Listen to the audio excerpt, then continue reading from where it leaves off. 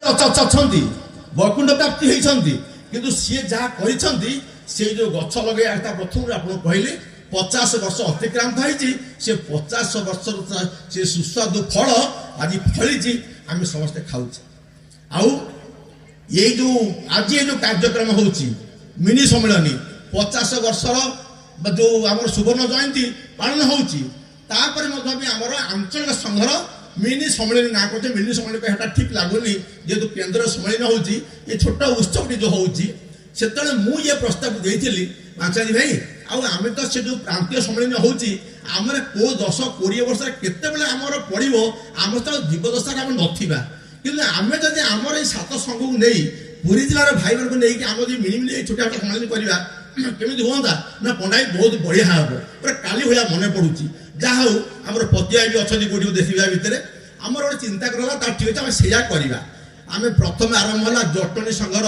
ଯେହେତୁ 25 ବର୍ଷ ହେଇଥିଲା ଜଟଣୀ ସଂଘ ମଧ୍ୟ ତାଙ୍କର ମଧ୍ୟ ପ୍ରଥମ ଆରମ୍ଭ କରିଥିଲେ ତାପରେ ଡେ ବାଇ ଡେ ମୁଁ କିନ୍ତୁ ସେତେବେଳେ ଜିଦ୍ ଧରିଲି ନା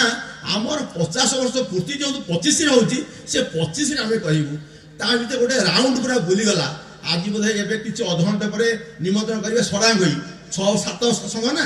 ସେମାନେ କରିବେ କିନ୍ତୁ ଆମେ 6 ବର୍ଷ ହେଲା ବୁଲି ବୁଲି ଅପେକ୍ଷା କରିଥିଲୁ ଆଜି କିପରି ସମସ୍ତେ ଆପଣଙ୍କୁ କେମିତି ପାଇବୁ ଆଜି ସେଇ ବୃନ୍ଦାବନରେ ଆଜି ଯୋଉ ଆଜି ମହାଦେବ ଭାବ ବିନିଯୋଗ କରୁଥିଲେ ଆଜି ସେଇ ମନ୍ତ ଆମେ ଗୋପୀକି ରାଧାଙ୍କୁ ନେଇ ଏଠି ଆମେ ରାସ କରିବା ତାକୁ ଚିନ୍ତା କରିଥିଲୁ ଆଜି ଆମେ ସମସ୍ତେ ରାସ ହିଁ କରୁଛୁ ସବୁ ଆନନ୍ଦରେ ଅଛୁ। ଆଉ ସେ ଯୋଉ ଆନନ୍ଦର ଫଳ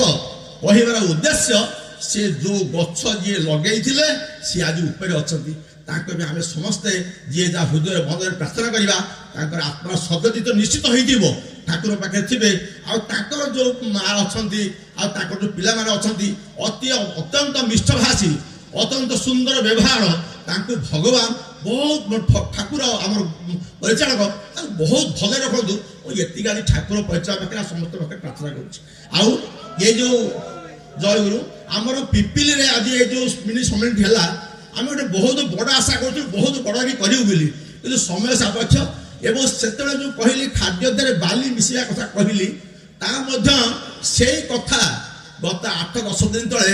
ଆମ ଏଇ ବାରିପଟେ ଯୋଉ ପାଚିରି ଭଙ୍ଗା ଭଙ୍ଗି କରି ସେଇ ପ୍ରକାର ଯୋଉ ବଦମାସ ଯାହା କଲେ ତା ମଧ୍ୟ ବି ଅବର୍ଣ୍ଣନୀୟ କାହାଣୀ ନ କହିଲେ ଭଲ ଯାହା ମୁଁ ସେଟାକୁ ବେଶୀ ବର୍ଣ୍ଣନା କରୁନି କିନ୍ତୁ ମୋଟାମୋଟି ଭାବରେ ଆମେ ଧୈର୍ଯ୍ୟର ସହ ସେ ବାଂଶ ଭାଇଙ୍କ ପ୍ରେରଣା ସେ ପୂର୍ଣ୍ଣ ଭାଇଙ୍କ ପ୍ରେରଣା ଏବଂ ଯୋଉମାନେ ସବୁ ଆଗରୁ ଥିଲେ ସେମାନଙ୍କ ପ୍ରେରଣାରେ ଆମେ ପ୍ରେରିତ ହେଇଛୁ ଏବଂ ଏ ସଂଘକୁ ଆମେ ସମସ୍ତେ ମାନେ ଯେମିତି ପରିବାରରେ ଆମେ ଏକାଠି ରହିପାରୁନୁ କିନ୍ତୁ ଏ ସଂଘରେ ଏକାଠି ଅଛୁ ଏକାଠି ରହିବୁ ଏ ସଂଘ କିପରି ଉନ୍ନତି କରିବ ଆମ ସମସ୍ତଙ୍କର ସେଇ ପରିକଳ୍ପନା ନେଇ ଆମେ ଆଗକୁ ଯାଉଛୁ। ଆଉ ଆପଣମାନେ ଆଜି ସକାଳେ ମୁଁ ରାତି 3ଟାରେ ଠିଆ ହେଇଛି ମତେ ଶରତ ଭାଇ ତ ସବୁ ଦାୟିତ୍ୱ ବାଣ୍ଟୁଥିଲେ ମତେ ଦେଇଥିଲେ ତମେ ପଣ୍ଡା ହେଇ ରହିବ ଅବୟଠଣ୍ଡାରେ ମୁଁ ରାତି 3:15-20 ଆସି ଠିଆ ହେଲି ଯେତେବେଳେ ସେ 3:15-20ରେ 4:30 ସବୁ ଭାଇମାନେ ମା ମାନେ ଆସିଲେ କେତେ ଶୀତ ଘରୁ ଉଠି ହଉନି କାକଟପୁର କୋଉଠି ମାନେ ଭୁବନେଶ୍ୱର କୋଉଠି ପୁରୀ କୋଉଠି କୋଉଠି କଣ କେତେ କେତେ ଜାଗା ନିହାତି 40-50 କିଲୋମିଟର ରେଡିୟସ୍ ଭିତରେ ସେମାନେ ସବୁ ଆସି ପହଞ୍ଚିଲେ କଣ ପାଇଁ ଆସିଲେ ଆମେ ତ ପଇସା ଦେଇଥିଲୁ କେବଳ ସ୍ନେହ ମମତା ପାଇଁ ଠାକୁରଙ୍କୁ ଭଲ ପାଉଥିବା କାରଣରୁ ସେମାନେ ମଧ୍ୟ ବି ଆସନ୍ତି ଠାକୁରଙ୍କୁ ଦର୍ଶନ କରିବେ ଷୋଡ଼ଶ ଉପଚାର ପୂଜା ହବ ଦେଖିବେ ପିପିଲି ସଂଘ ନିମନ୍ତ୍ରଣ କରିଛି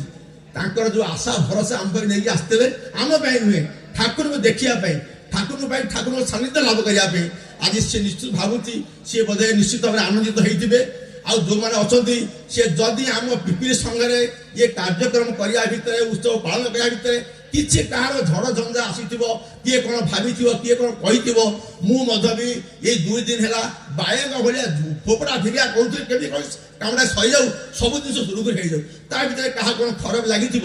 ସବୁକୁ ସମସ୍ତେ ଆମେ ଭାବିବା ସବୁ ଠାକୁରଙ୍କର କାମ ହେଇଛି ପଣ୍ଡା ହେଇ ଯଦି କଣ କହିଛି ଠାକୁର ପାଇଁ କରିଛି ଯଦି କଣ ହେଇଛି ସବୁ ଆମେ ଠାକୁରଙ୍କ ପାଇଁ କରିଛି ଆମେ ନିଜ ପାଇଁ କିଛି କରିନେ ସମସ୍ତେ ଯାହା ଦୁଃଖ ସୁଖ ଯାହା ଥିବ ସମସ୍ତେ